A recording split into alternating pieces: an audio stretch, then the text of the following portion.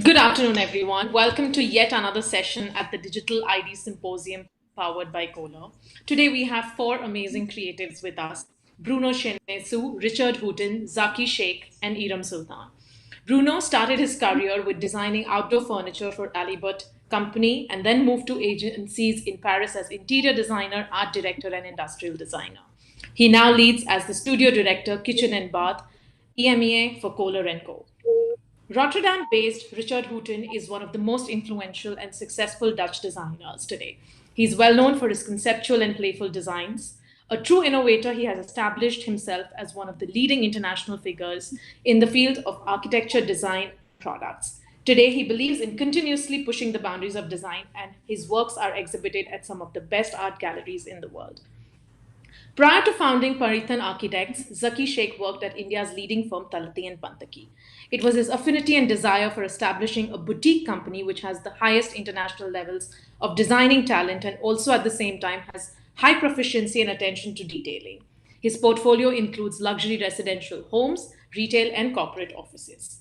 Interior designer Iram Sultan, who's also the moderator for today's session, specializes in creating both modern and traditional designs with a unique twist. Her work focuses on designing spaces that are beautiful, comfortable, and most importantly, functional. Art holds a very important space in her design sensibilities, and design to her is all about storytelling curated with love and told with passion. Her design rule of 3 C's is based on create, curate, and collect. And this amazing discussion today is all about design's response through architecture, product, interiors. The fact that this pandemic has really shifted things for the industry. Iram's going to pick the brains of all our creatives on this panel today from different point of views. Iram, over to you. Thanks, Kamna. Thank you, Kamna. Thank you very much. Hi, Richard. Hi, Bruno and Zaki. Thank you very much for joining us. It is such a pleasure to be able to speak to all of you, and I've been really enjoying our chats on email as well. I think it's a really interesting subject, but I don't think I would like to limit it only to the pandemic. So I'm going to throw this out at both Richard and Zaki right at the start. I've always thought that design is a response to an impetus in one way or the other, whether it's an external impetus or an internal one. Is that something that you agree with? And how does it reflect in your work? Whichever one of you would like to take it first, Richard or Zaki. Richard, why don't you go for it? Okay. Of course, design is a response. So it's a response to a question of a client. It's a response of a topic which keeps you busy in your mind. It's a response about the society. For me, designing is not only creating beauty. For me, designing is making the world a better place in a much broader sense than just beauty. That's How about fantastic. You, Yeah. I think over history has taught us that design has always been an answer to most of society's problems. And for example, and capturing and now talking about the present situation right now, I think that technical design or architecture design is actually playing a lot of role, and it's constantly evolving, as you just said, Iram. So, for example, I'm doing a project right now for a Swiss-based firm, and this is just not the design of the present situation right now. I think that technical design or architecture. Can you just hear a playback right now? There was some lag, Hello? but please carry on. Yeah, so for example, we're doing this project for a Swiss-based company, and it's a really interesting space. So where just not an aesthetic for design, there are lots of functions that we're putting in. For example, because of this pandemic, we need air conditioning to be changed to a different manner that we used to design it earlier. For example, now air conditioning works with HEPA filters and air cycles, which do 6 times an hour instead of 4 times an hour. The air change would happen.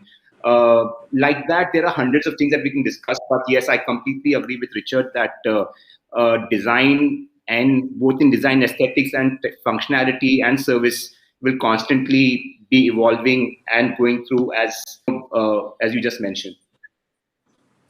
And Bruno is somebody who heads strategy for Kohler. obviously your response to the pandemic or to any of this would be also tailored, I'm sure. What have you changed in the way that you've strategized the way? Sure.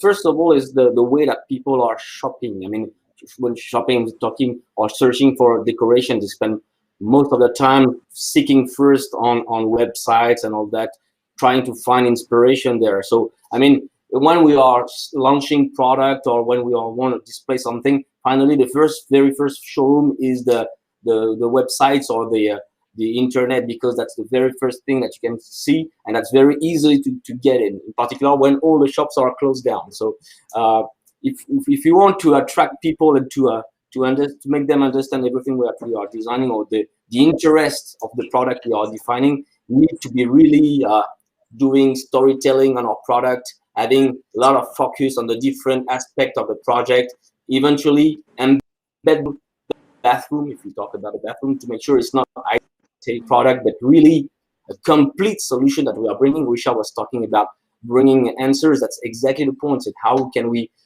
demonstrate that we are bringing solution more than just little elements one by one? So that's one of the important things. And what has been also asked a lot lately is about, because we were talking about hygiene as well. So there are a lot of touchless product or easy to clean things that's getting more and more popular. If you're just looking at the toilets, the way they are with the rimless features and all that, I mean, more and more people are trying to make sure what we are using is safe at some point, or at least easy to clean. Great. Not saying thank you not for that. everything all the time. Of course. But moving from what Bruno said, I mean, I had thought of this, and this was something which is also very important. Everything is about the internet in many, many ways now. And I want to touch a little bit on RWD, which is responsive web design. And I wanted to talk about how important visual culture or images on a digital format have become for design, or for actually even the consumers. There's a surfeit of images that we see all the time. We are bombarded by images. We don't really have control, yet somewhere the images seem to segue towards one point where they come together. What is the role of design, and how much of it is a response to this visual culture also? Is there some sort of subliminal response that we have?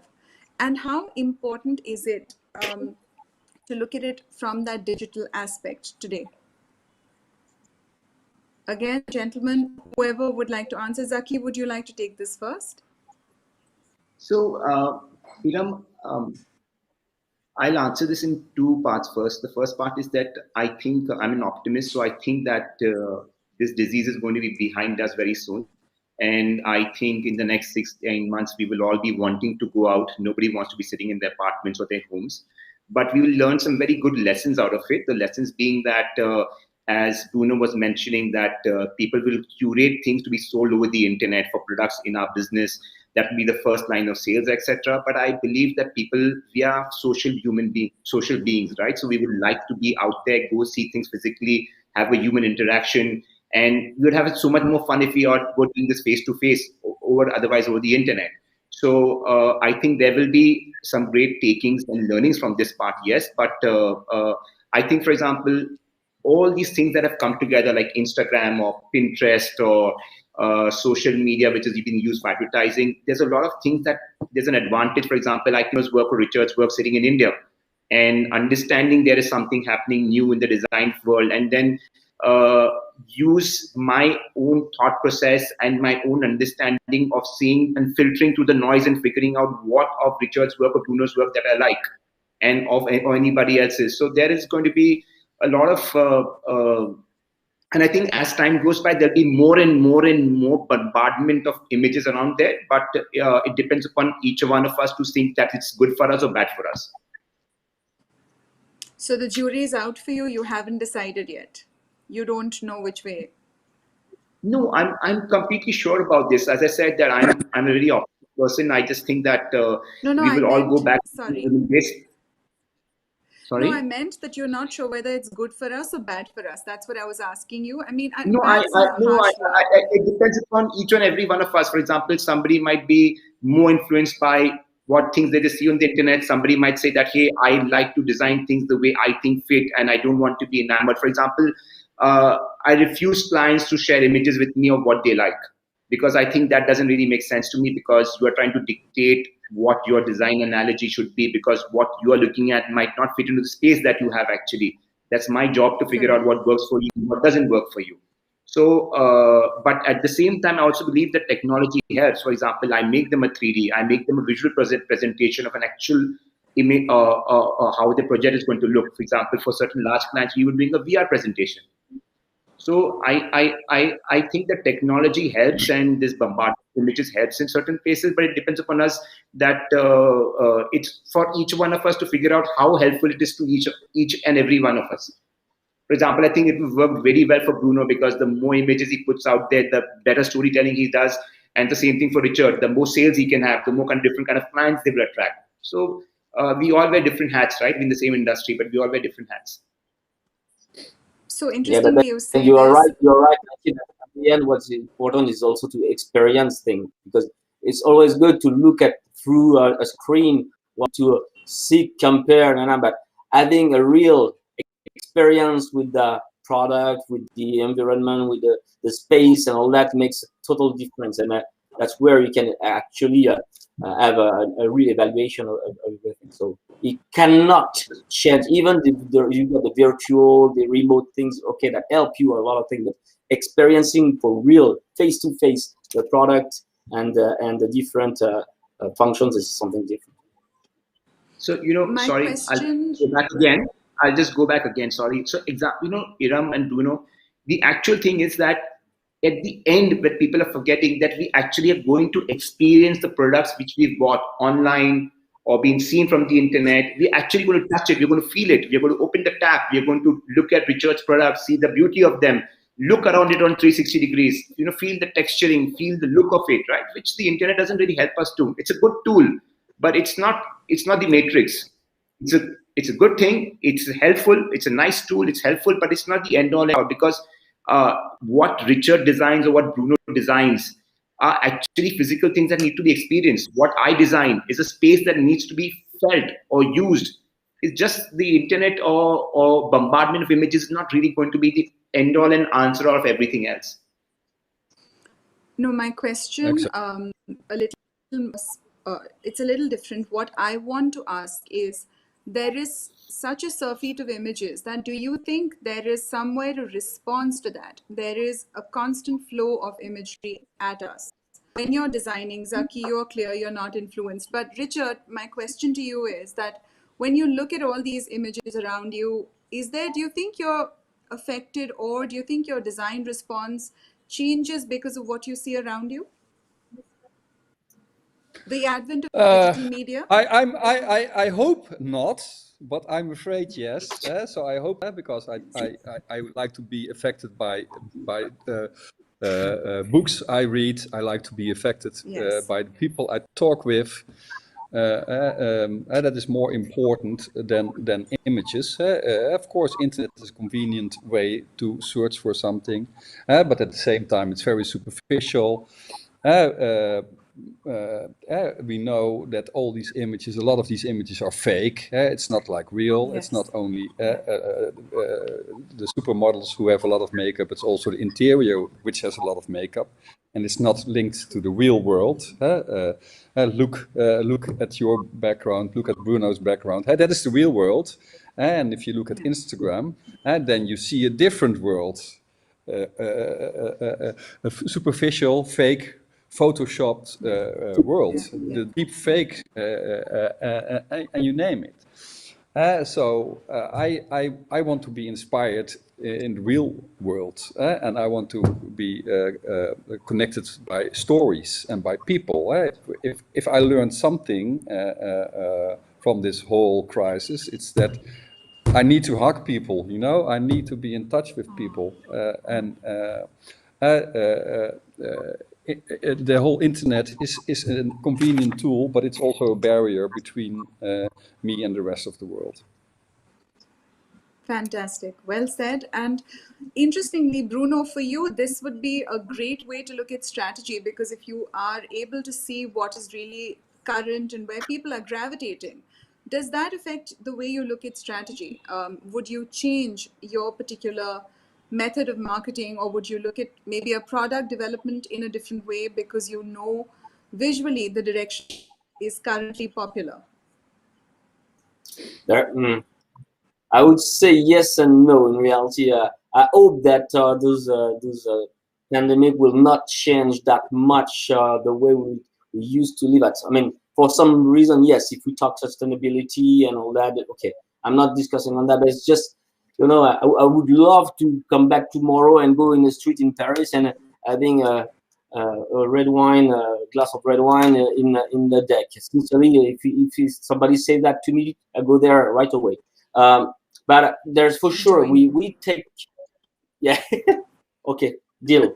So the point is that we were, yeah, sure, there is a lot of development because we just embed more of the touchless thinking I was talking about. It's not only about toilet, it's also about faucet. There is a lot of function that we can avoid. That doesn't mean in private space, but in more and more in public areas. Sure, that we are developing that, which was already the case before. But what we can feel, and it's coming back to what Richard and was saying, and Zaki also, is that people maybe they are spending more time doing home decoration, and they were looking for let's say some kind of cocoon place, some place where they feel good. So what we just seen this past month and this past year is that people, they were thinking about a bit more of classic or a style. I mean, something that bring them back to what they used to know when they were kids or something. So the vintage was there, and then the heritage also spirit was there. So it's more about trends that came a bit more like, oh, not too minimalistic. We need some more of warmth around us and softness. So we thought about this hygienic point, which makes sense, in particular, as I said previously, all the rimless toilets, all that, all the touchless faucet. It's fine, okay, but we need at some point to feel good at home, and to feel good at home, we need to figure out a kind of decoration that is unique, or that's just showing what we are. As Richard said, we are telling stories about ourselves in our home. So that's what people are looking for, I guess. So I don't know if it's very strategic what I'm saying, but what it sure is, I think that kind of perception, I can feel what they are looking for is something that they reassure them. I mean, a place where they feel good. I think the consensus between I think the consensus between Richard, Bruno, and me is, Iram, that we think it's a great thing, and also what you make out of it. I think that's what we all think, right? Yeah. Yep. I'm sure. I also think that it's such a valid point that Bruno is making, because if last year has taught us anything, it's been about seeing a resurgence in the notion of emotional design, in spaces that evoke a certain feeling. How much do you see this reflected in your work? Also in the inquiries you receive from clients who engage with you, is there a difference in the briefs that you get? And do you see this movement leading towards a more empathetic approach to design itself? Richard, would you like to step in and take that question? This whole COVID Corona crisis is of course a part of a much bigger crisis which was going on already for a long time, which is the environmental crisis. And what I see in the briefs I get from the clients is that the sustainability aspect is really becoming important. For a lot of people, this is like really the COVID crisis, really like a reason. Okay, the way we worked in the past apparently is not working. Of course, the industry is responsible for like almost half of the global warming and the pollution. So we have to change the way we think about products in that sense. How can we make something with a lower or no impact on the planet? And I clearly see that clients change their brief in that direction, because their clients, the customer, is also getting aware of this serious problem, and everybody knows we're all part of the problem and we're all part of the solution. So that's why this is becoming more and more important. Zaki, what has your experience been like? The experience has been different from the different businesses that we're doing. For the corporate side of the business, people are asking for more safety for employees. They're asking for the open spaces. They're trying to get for open recreation spaces, um, um, touchless toilets, what like Bruno was talking about, or touchless entries into office spaces, and more of visual scanning instead of like having an access card or a thumbprint point of access. In the and in the residential space, I think the most important, foremost thing that we have noticed as feedback from clients is family. Is a lot of people have said that family comes first now. It makes more importance to them now. They would like to spend more time, so they want a space in the house, which is a home office. They want to have lesser rooms in the house, but they want to have larger rooms in in the house, because then there's more free space around the apartment or a bungalow that they have. People are clear that they need more air and more light in space. So, for example, like clients are choosing projects or apartments looking at more light or more space that they get, even more than what they were looking at earlier. But I do not know how much of this will last, because we as human beings are not very, we don't have a great memory for such kind of things. When things open up, when things change, I think our lives will go back to being crazy. We will yet go back to working for 16 hours a day. And I think we'll all forget what we're talking about right now. That's my personal take on this. Interesting. And I would, Richard, you were that's talking. very, that's Sorry, very go ahead. interesting. Actually. Very interesting. No, I'm sorry. It's very interesting what you are saying about the room that getting larger and all that. That's very that get more conviviality. We've noticed is also is as we spend also more time at home. That's in the past we used to open the kitchen on the living room, and it was like we have a wider room for conviviality and all that. And it's getting more and more popular also for the bedroom linked with the bathroom, a link with the dressing room. This parental suite is getting something. It's like I think it increased more than 15% that people, when they are thinking about the bathroom, they are thinking about having something which is linked with the entire space. Really, I think this filling of space is something that. So that's happening to 80% of our projects, Bruno, and where Oh, yeah. people are wanting intimate spaces because they can't expand the footprint of their house, because that's because everybody has a particular budget to work with. But what they can control is that to have instead of 5 zones in the apartment, to have 3 zones in the apartment, but make those zones larger and interconnected with each other.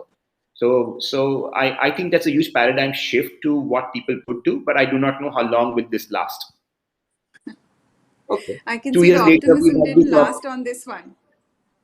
So I think 2 years later, we might be having a meet where we'll be discussing how much better was when COVID was there, far as for the design industry. You know how things were more receptive. You know, possibly. But it's interesting that you're saying this, because actually Richard had written to me talking about something that Amsterdam has adopted, which is the donut economy, which is actually fairly utopian as a design perspective or as any perspective. Richard, I know that you're very passionate about it, and I just want to understand, how does it impact your work? What does it do to you? Or what do you think about when you're designing, if you look at it from that perspective? And I'd be very keen to know how it applies to, say, a developed economy like Holland as compared to a developing economy like India, because we will obviously have different approaches. So from the beginning of my career, all these aspects have been important in my work, but we didn't have a name for it.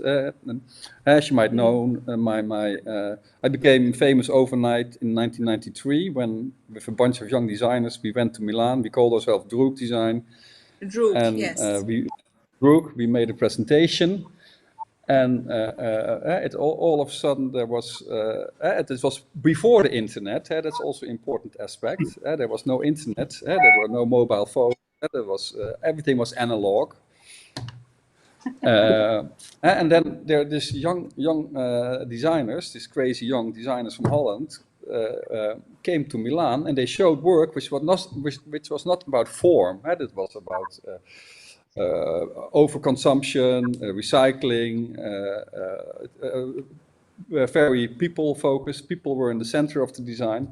It was total different approach, and the whole world fell over us, and literally we all became world famous overnight because we had this different aspect, and those aspects being people centered, being sustainable.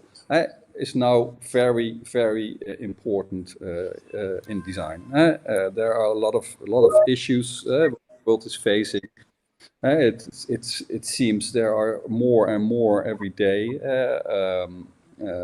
Sustainability is, of course, the biggest problem we're facing. If this global warming continues, we will be facing like. According to some people, mass extinction of mankind. That is, of course, very scary. But also on the social level, inclusivity. See a lot of these panel discussions. And why is there always a male majority in all these discussions like today? So we also should incorporate more women. Luckily, we all have a different cultural background, so that is already solved in this panel discussion. But I often see a lot of white, male, middle-aged men like myself. I'm part of the problem, but I hope to be also part of the solution. That we have to be more inclusive in the way we approach design. And how do you see this in your work? I'd be very keen to hear a few examples, like what are you working on right now and how are you approaching it differently? I think it would be such a great lesson for all of us. So it's, of course, it's a continuing line. I'm also art directing a company called CS Wax in Holland. And when I invite designers to be part of this journey and be part of the company and design something for the company, I'm very keen that at least 50% of the designers we work with is female, and it's now even over 50%. And that's something I really pay attention to. As a criteria, but I don't shout it out like, oh, well, this is what we do, because I choose them because they're really damn good designers. So it's not I choose them because they're women. I choose them because they're very talented and exceptional designers. And another aspect is that I really demand from my clients that they make an effort in sustainable design. If they refuse to do so, then I refuse to work for them. I see it as a role as a designer to make a better planet. I have kids and I want a livable planet, and more than that, I want a very nice planet for my kids. And that means that we really have to solve some serious problems we're facing. This COVID crisis is a temporary crisis, but this global warming and environmental crisis is a much bigger crisis. We should respond to it with the same urge as we do to this COVID crisis, and that we change things. It's time for change, because in the end we all want to have fun, and we cannot keep on having fun without change. That is what this whole COVID crisis is showing.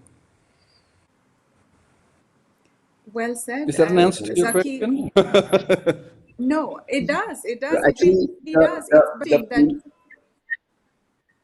So, Richard, the female of the species is always smarter than the man. and Definitely. my wife taught me that. And on a serious note, actually, 70% of my studio is female, and it's also for us. It's not that because we hire them because they're female. I just think they are exceptionally smart people. And going back to sustainability, Iram, there's a difference Yeah, between first world and third world issues, right? I did. So I instead did of touch doing upon that. Yes. Yes. Yes. So for example, let's not just deep delve into design. For example, Netherlands, I really appreciate them as a country. They're really smart. They're very sustainable. Whenever I'm in Netherlands, I'm compelled to ride a cycle because everybody else rides a cycle. And, I'm like, I'm not going to take public transport and I'm riding a cycle. But, in India, for example, uh, we have so much more yet to achieve as a country. So design is not really high on top of the parameter of the government or the common man. So, for example, we have much more things like basic employment of every day, the disparity between the rich and the poor. There's such a large disparity between the rich and the poor and the middle class. I'll give you an example where because I understand design is very important to all of us here, the four of us here, and people listening to us. But for the common man in India, there's so many more different things between the third world and first world country. For example, let's talk about pollution, which is being caused by engines. Nowhere in the world can a 35-year-old car be used. In India, we can use those cars till now. The Supreme Court has come up with a judgment about 15 days ago that you can't use a car which is over 30 years old, which is a diesel engine. But do you know how many people are opposing that idea? So design is always going to be important, and sustainability is always going to be important, but it's also going to be a country-centric response. What a response in America can give or Netherlands can give, India will take a little more time giving it. I'm confident we'll give it, but it'll take us more time because we are right not up there right now as with our GDP and our per capita income. So we need to be a little bit realistic also with that. I know that Kohler does a lot of work in this field, Bruno. I know that Kohler Yeah, has one of many my initiatives wishes, across the world. so yeah, Yes, please exactly. go There is ahead. what. Please tell us. Yeah, no. It's just like there were some. So first of all, as I say, there is a sustainability a point every time we are starting a new scope at Kohler. So we have to define how we can rationalize not doing too much shipment from one place to another to make sure figure out less carbon footprint. And then another thing was good is that we have a place in Kohler, Wisconsin called the recycle lab. I mean, we're out to reuse all the scrap, all the default product, and to reshape it into new products. So we are doing that for tiling, we are doing for glass vessel and all that. So essentially, it's more like an artistic side, but in reality, we were able to produce kind of not mass product because they're pretty let's say high end in terms of perception, but we were able to propose by reusing all the scrap we have in our different plants, cast iron, ceramic, glass, and all that. We can be able to propose you very nice and decorative product. So that's one of the at Kohler. There is a plan for to the horizon of 2035 to get a zero carbon footprints, which is trying to work that every day. And I know that, for instance, I remember that I'm taking an example in France, we have our ceramic plant or vitreous plant that just reduced by 25% the amount of gas usage. So I mean, step by step, every time trying to figure out how to manage this point is one of the important things that we are using. And you also have a plan where where the use of water has been minimized. I know you have products where you have water savings, so there are so many other aspects of that too. You get for the water. We are also working more and more on lacquer that are water lacquer. So that means you are not using any solvent or whatever. We are using only PFC woods. That means woods that do not kill all the forest all over the world, because that's something that you can find very easily. And we are able to reintroduce in our industrial process the ceramics, for instance, that are default. We can reintroduce that in the process and redo another ceramic by reusing that before enameling. And even if it's enamel, we can reuse that because we can build some road base with that. There's also, if you go to the east of France, we have a cabinetry plant. Once we are using all the little piece of wood to eat the entire plant. So that means we are not trashing anything. We are reusing everything, and the water are reused because you get recycling water system in the different plants all over France. So essentially, there's a lot of things that going, even if it's step by step, they are going in the right way. And I say even during the conception of project, we define in the scope how sustainable we have to be for the project. Fantastic. That's incredible. And talking about that, I mean, I know that Kohler it's all mass-produced pieces, right? Because that's what the industry is. But again, in the last few years, there's been this movement in design back to fewer, maybe more crafted products, more handmade products. In India, there's a huge resurgence, as I'm sure Zaki will talk about, using, things made by hand as opposed to mass products. Is this a design response which is dictated by the market, or is it a design response again governed by trying to perhaps provide more incentive for smaller scale industries to grow? Zaki, the idea of design as a solution provider or possibility provider, what would be your take on things like this, on using mass-made products, including also a few handmade products in your projects? So, at least in our country, unlike the West, I think so. Our industry is the second largest provider of employment after agriculture. The second thing is that a lot of informal sectors of the economy get work or get paid by the semi informal economy, that is the building industry. Design is a very small part of the building industry, but it's part of the same industry.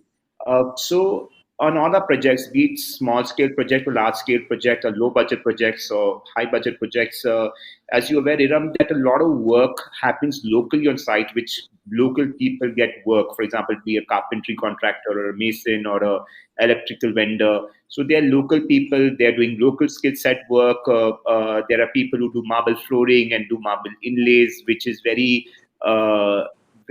too much. It's like it's a lot of work by hand, which unfortunately doesn't happen in Europe because Europe has become very expensive for doing that.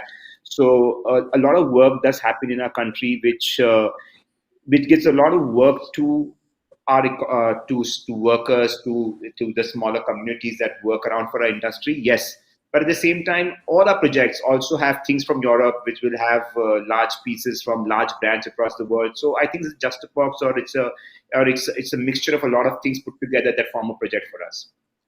It's both international and national, and not just national, it's also very, very local. So all these three things come together and form a project for us. And I don't think there's any other way to execute a project besides this particular manner, because all these three things bring individual skill sets into the project, which for example, what an international wardrobe company can make for me, or international bed company can make for me, it's not what a single mason can do for me on site, because those people can't replicate that. So I think it's a mix and match, and I think everybody wins in that, and the project's a winner.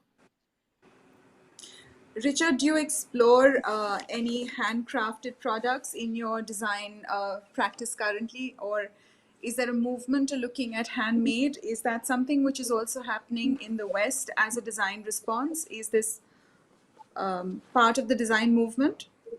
The craft has become part of the center of attention more and more over the past decade, definitely. I really love craft because it allows you to do things which you cannot do in industry. For me, designing is a craft. I'm a craftsman. It takes a lot of skills and things to be a designer. It's not something which rolls out of the factory. So it's designing by itself is a craft. For example, I have one client from India, a company called Scarlet Splendor, and their collection is made by my amazing craftspeople from India. So they can produce objects which never can be made in the industry. That gives me the possibility to design objects which I which cannot be made in any other way. And you can see sometimes they're handmade, but that is also the charm of the object, that it's also a quality. So that you actually see that there is a person behind the object who made it. I think that is really a quality. I'm really attracted to crafts. Of course, labor in Holland is expensive, but I also work with glass blowing people in Holland, or carpenters, or other people, especially when I design interiors. You sometimes need special objects, one-off objects, which you cannot find in the industry. And then I work with craftspeople, and I really enjoy working with these people and learning from their skills. And I love the attention they put in a product, and the passion they have about their work. And I think that's also an important aspect. There are a lot of these craftspeople.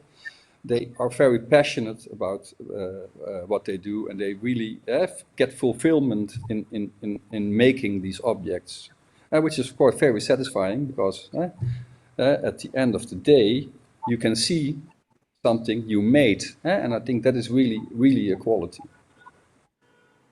Do you see an even greater resurgence of craft in Europe happening? Do you see this spreading to maybe a salone with handmade objects separately in one section? Do you see that happening? Do you think there's going to be enough research and development and money pumped into handmade crafts?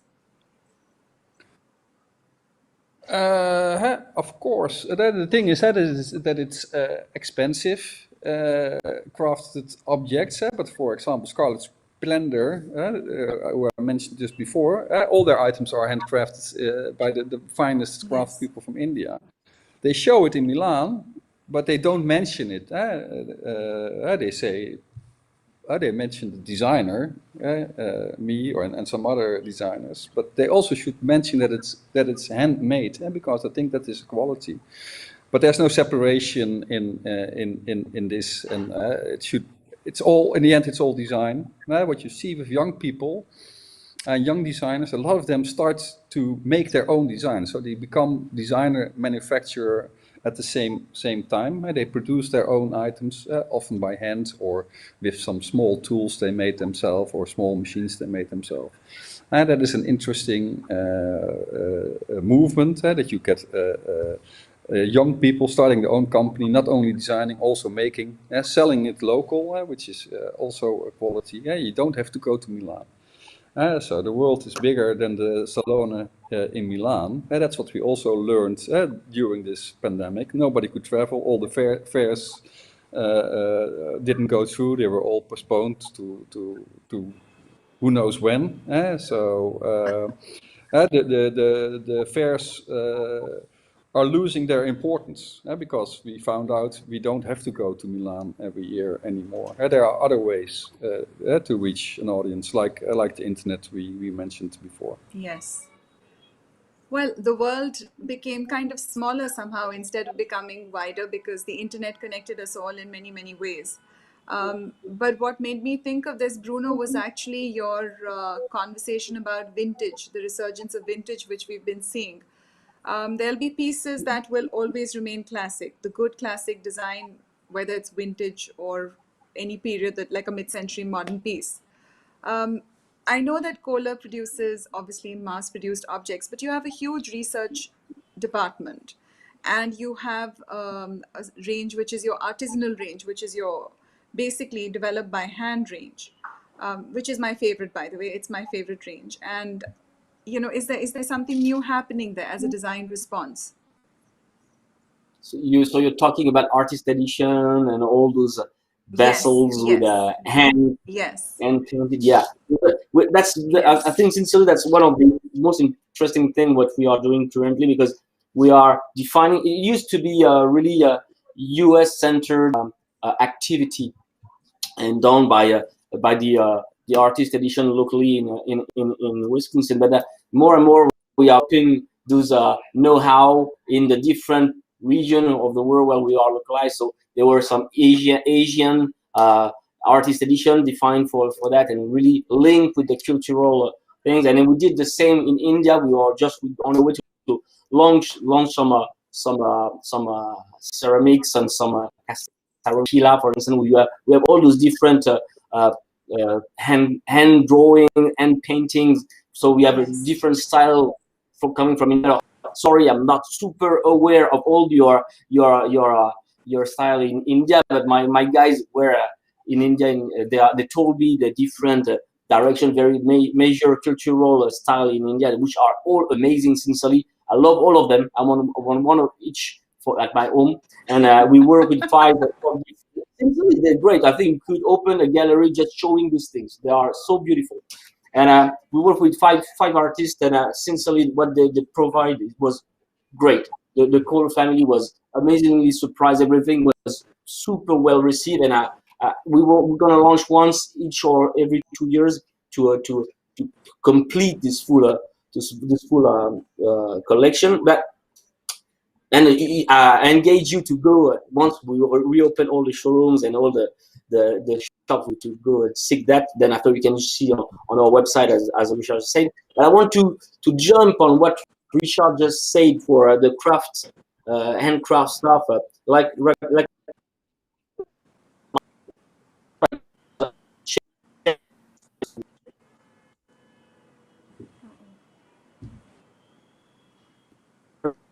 I lost connection. I know. Digital world. We'll just wait for Bruno to join back.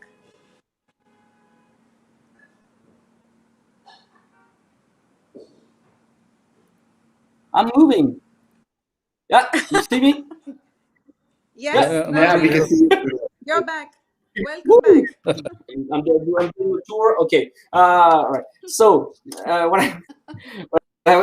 what I'm interesting is, like, for instance, I'm taking ceramic as an example, is definitely or typically a product could be really handmade, and each piece can be unique. That's where I'm really thinking about having something like this in ceramics. To me, it was something sincerely you can touch and feel the material, because at the end of the day, it's a pottery. So I would really think about adding each piece, because they are handmade. They have this little default, this little unique, bring people saying, "Oh, I want this piece out of the dozen of we have there," because it's still mass production, I would say, but they are all very different because of these little details that make them unique. And in the other hand, interesting. Yeah, what do you say, Richard?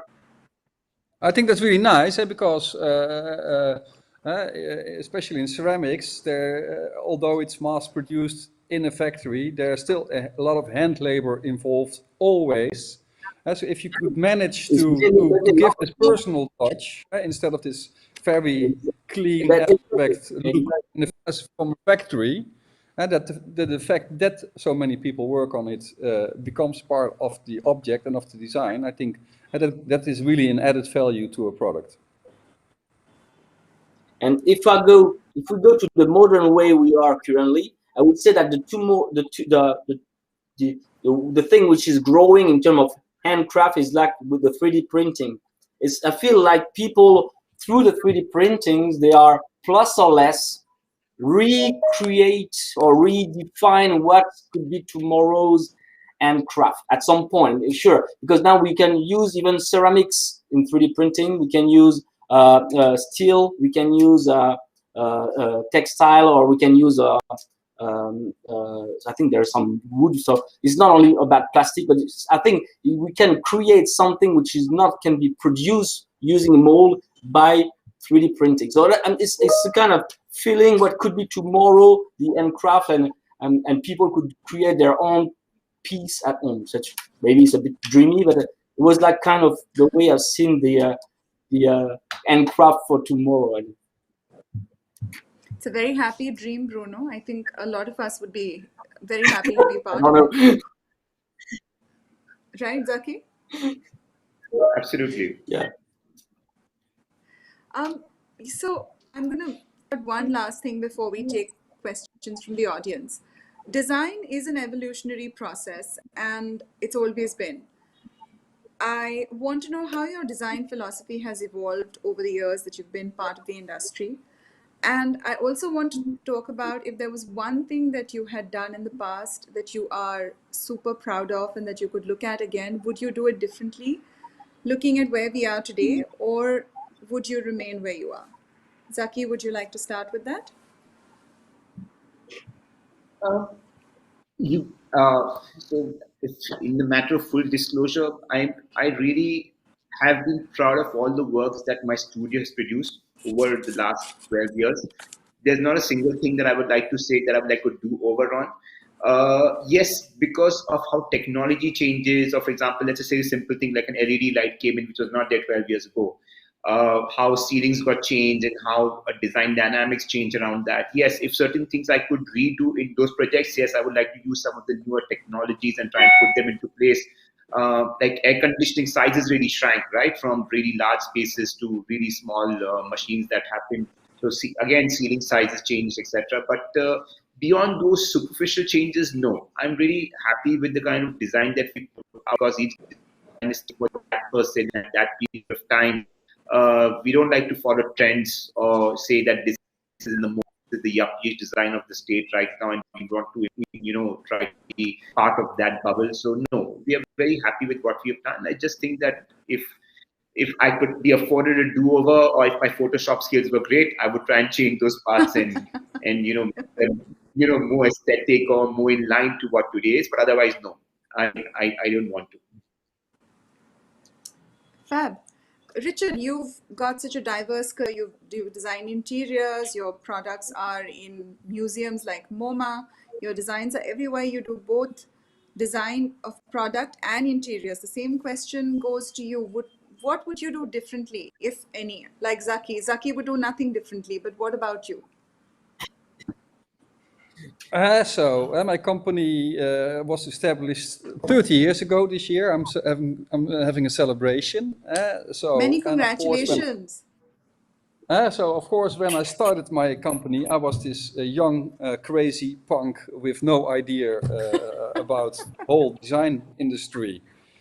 So of course, I made a lot of mistakes. But it's like a child who's playing. You fall and you continue. And for me, playing is about curiosity, and curiosity is about learning, and playing is about experimentation, and no trial without error. So things must go wrong. It's so important that you fail. Failing is part of the success. You have to know what is wrong to be able to know what is right. I constantly fail. I still fail every day because it's part of my job. It's part of the learning process, and it's part of the fun. Making mistakes can also be fun, and you can laugh about it, and you can enjoy it. That's why I became a designer. So of course I learned a lot in these 30 years as being a designer. I make less mistakes. But I still make mistakes, and I'm still enjoying all my mistakes. Fantastic. I think that's beautiful. And I think we all make mistakes, and I think there's no other way to learn. Nicely put. Beautiful. We have a lot of questions from the audience. I'm going to start with one. Bruno, perhaps you could look at it. There's somebody who wants to know, how can one create solutions that are protective, instinctive, and accessible for everyone? I love the terms protective, instinctive, and accessible for everyone. It's quite a complex question, yeah? Yes, it is. It is. I want to know who asked this question. Put it in the same forum.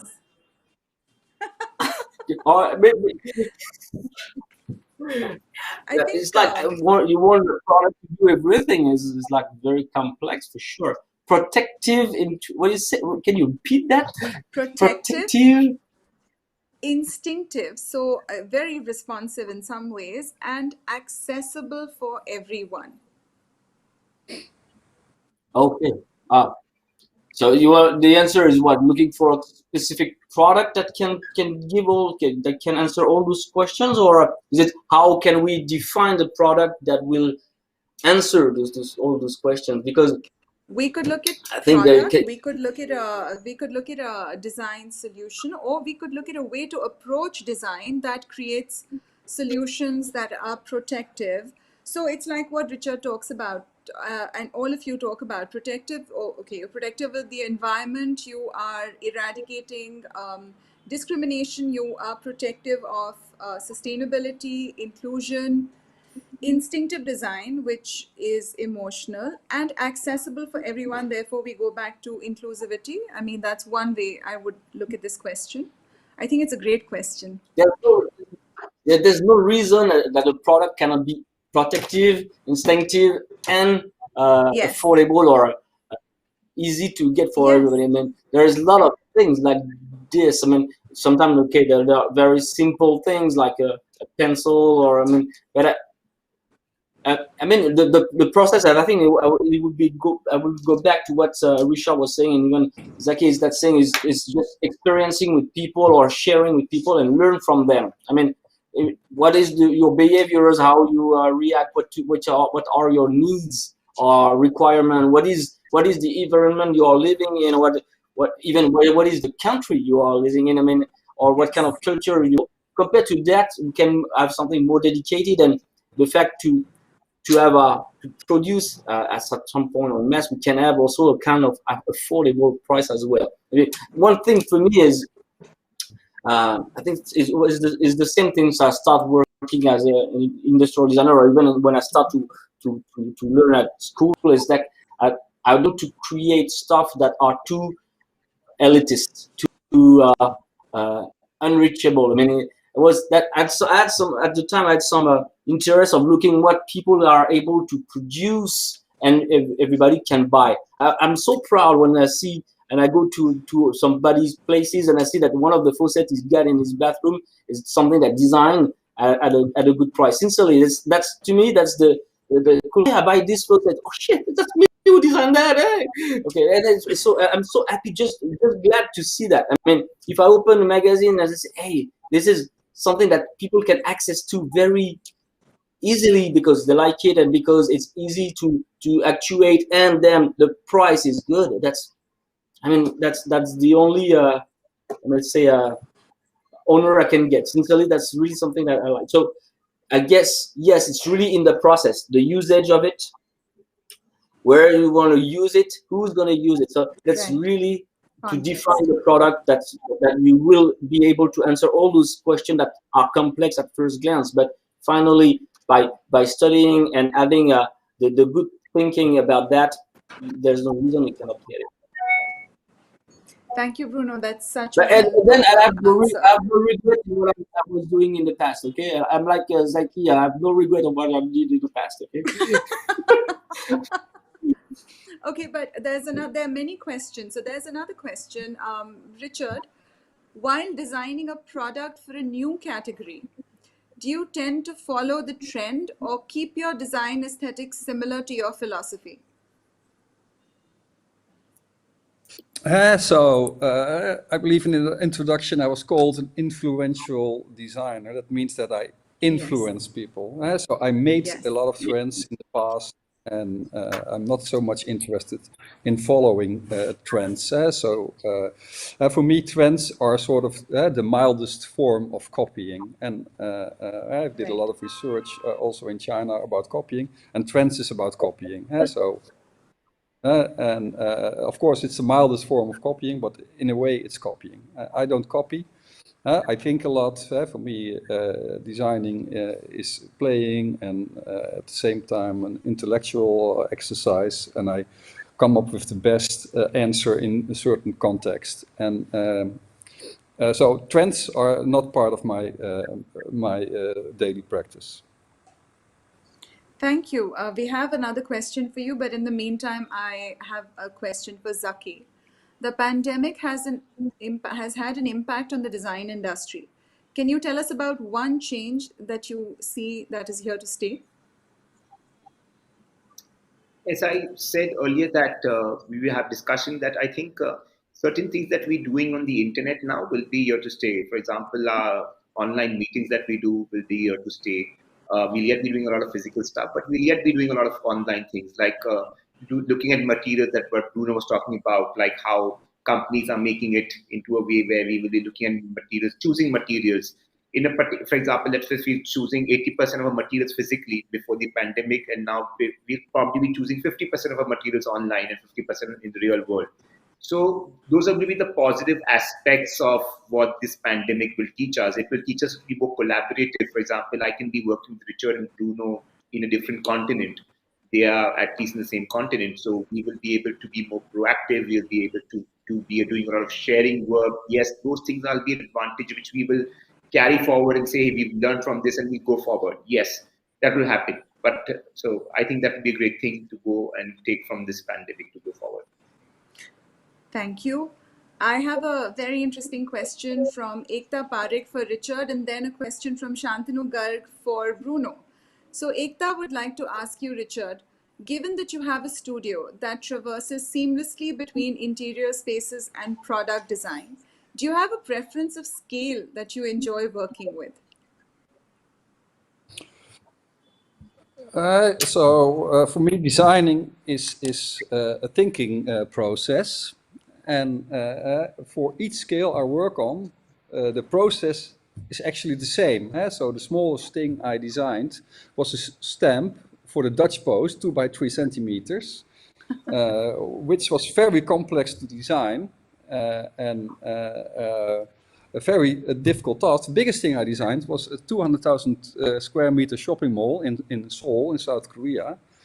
But mainly I focus on the things in between. But for me, the process is always the same. So I don't have a preferred scale. I'm very curious to design something I never designed before, because then I really can start to experiment and start to play and start to discover things. So that's what I enjoy best. The playful aspect of your design, that's what we're talking about. Exactly. Yes. Bruno, there's a question for you. Absolutely. Thank you. Bruno, there's a question for you from Shantanu Garg, who wants to know, craft is often perceived as ethnic. How do you translate craft as a modern narrative? Considering that, we're talking about the artisan range, how do you translate craft as a modern narrative? Richard, after Bruno is done, I'd love to hear your perspective also on this, and Zaki's. But even the support or the basic what you are using, what's interesting is not to, as Richard say, mimic the things, but rethinking the things. So using some know-how, some formal vocabulary, try to return into something, or to reshape it into something different, but keeping the guts of the feel of this product. That's right. the point.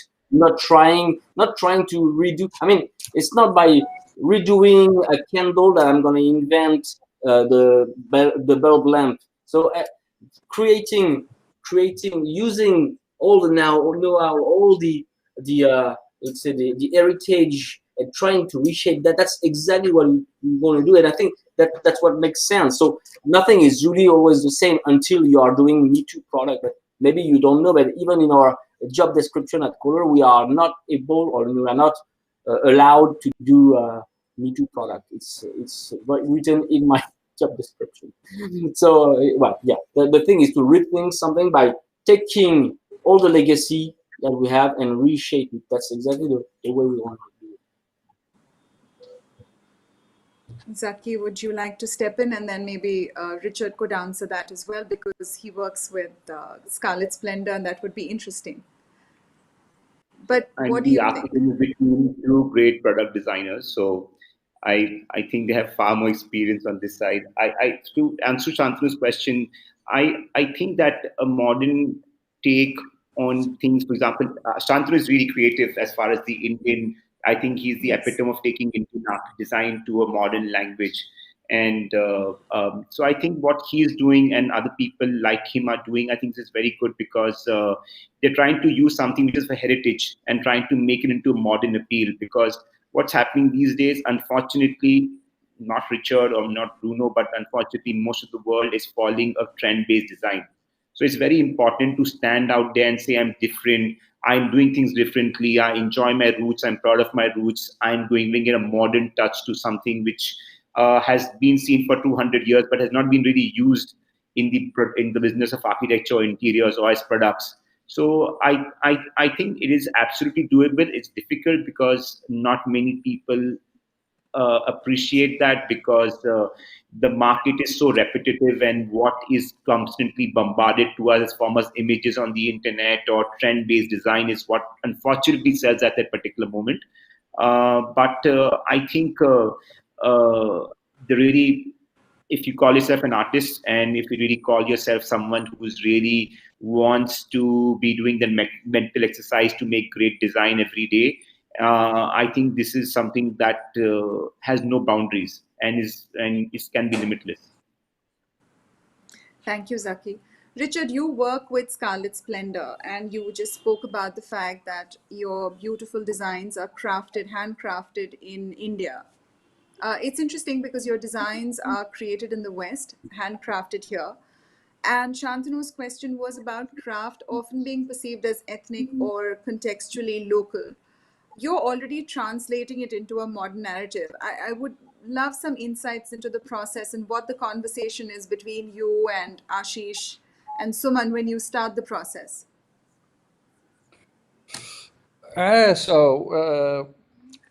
Ethnic is, of course, from the time before there was internet, before people were traveling, then everything happened locally. So it was because it was a protected area which had no influence from the outside. Of course, now, like you said before, the world is getting smaller. What's so nice is about working with Scarlet Splendor is that everything is possible.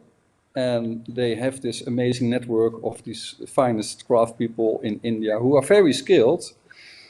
And for me, design is a team effort. Of course, when the design is ready, it's written Richard Hutten, designed by Richard Hutten. But I don't do it by myself. I can do nothing. I can think, sitting at the table and think and make drawings. That's all I can do. But I need my assistants. I need my client. I need the people who work on the design, which can be craft people in the case of Scarlet Splendor. And all together, we make this product. It's a team effort. And when you play, it's more fun to play together than to play alone. And so I work with these people, and together we do our best based on our skills. One is the thinker, one is the maker, one is the matchmaker. And together we make the best possible product given the context, and that's what I enjoy doing. And I try to push these craft people to give their best. And if they manage to do so, they are very happy. I'm very happy. The client is happy. Everybody's happy. Yeah? So it's nice that if you are good at something, and that can be craft, and you can make something exceptional, then everybody involved enjoys this. Thank you. That's, again, beautifully said. And I couldn't agree more. I think design is a collaborative process in so many ways. You collaborate with your clients. They're your first collaborators. You collaborate with every person that you work with on a project. And the minute you can do that with craft, and you change it to something which evolves into perhaps a slightly different narrative and brings a new, fresh perspective into your space, I think you're right there. Okay, the last question, because otherwise these questions will not end. Gentlemen, there is a question. What is the future of public spaces? It's going to be very different in all the three countries that we are sitting in. Well, perhaps more different in the West and us. But what do you see as the future of public spaces? Zaki, since you've given it a lot of thought. I don't do public spaces, so I've really not done a public space in my life. But I can only tell you from whatever little experience I can have as an end user of public spaces, not a design of public spaces. I think, damn, they're going to be really used in the next 5 years. All the people who sat at home are going to be using public spaces. This is the only thing that I can tell you. Besides that, I don't design public spaces. Bruno. What you say? Are you saying, Zaki, that no more public spaces? Basins and toiletries to public spaces. Oh yeah, No. you have your own public restroom on your backpack Yes. or something, and okay. That I don't know. I mean, the thing is, what is sure is people are. I'm not designing public spaces, but yeah, we are doing a lot of product for public spaces like Yes. urinals, toilets. There are a lot. I was talking about all the faucet. We have the sensor faucet and all that. Even the inward tank system, which are also touchless because you don't have to touch it to flush your toilet. I mean, what we learned from this COVID things is that people they need to be in touch between each other. So I would say that public spaces will still exist. I really hope, as I say, if we can tomorrow reopen everything, I would be the first to go to cinema, to go to theater, to go to restaurant and all that. And I will take the subway as much as possible if it's possible because it's pretty practical in big city. But I would say that people will expect more and more information. That's what I can see. I mean, even if we get a lot of information already on our little cell phone, I would say that certainly we will request for more I don't know, information or something to learn to read from one place to another, or eventually to have some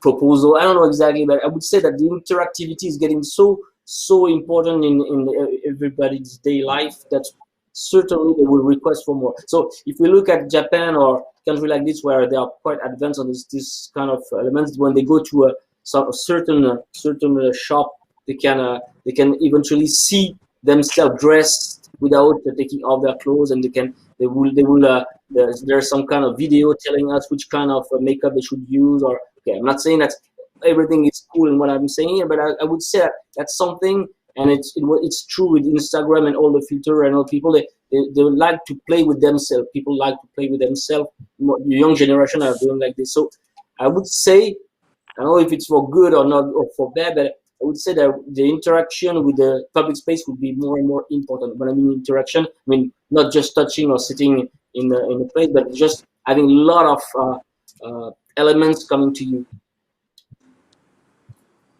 Thank you. And Richard, what do you think? It's hard to talk in general, but the last public space I designed was the interior of the National Opera and Ballet in Amsterdam. Of course, very prestigious project. We only have one National Opera and Ballet. And it started already before COVID, and my focus on the interior was to have people interact with each other. And that's what we now, of course, during this crisis, misses the most. The opera is closed. But when it's open again, I made it in such a way that you are easily sitting next to somebody, standing next to somebody, meeting people, because you go there with a common interest, and then it's also nice to in an informal and spontaneous way, get in contact with other people. That's what I try to focus my design on, that there will be interaction with other people who visit. And of course, the atmosphere should be nice and cozy and warm, that you feel comfortable, in order to support this big idea that people should interact. And that's the role of the public space, to meet others. Yes, I think we all miss hugging our friends and seeing each other and traveling. On that very happy note, and here's looking forward to seeing each other much more often off screens and in real life. Thank you so much. Thank you, Richard. Thank you, Bruno. Thank you, Zaki. This has been absolutely enlightening and delightful. Thank you for joining us. Thank you, Kamna. And here's hoping to see you guys soon. Bye-bye. Thanks so much. Bye. See you, Richard. Bye, Bruno. Thanks a lot. See you. Bye-bye. Bye, Bye, Iram. Thank you, Richard. Bye. Bye.